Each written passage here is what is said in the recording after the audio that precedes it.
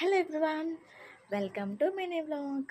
ఇది చూడండి ఎంత వర్షం వచ్చిందంటే నైట్ అంతా వర్షమే వచ్చింది. ఏదో చూడండి ఒకసారి ఎలా ఉందో. చల్లదనానికి వేడి వేడిగా పునుగులు బజ్జీలు ఉండాలి, కానీ మా ఇంట్లో ఏమున్నాయో తెలుసా? నేను ఈరోజే చేశాను.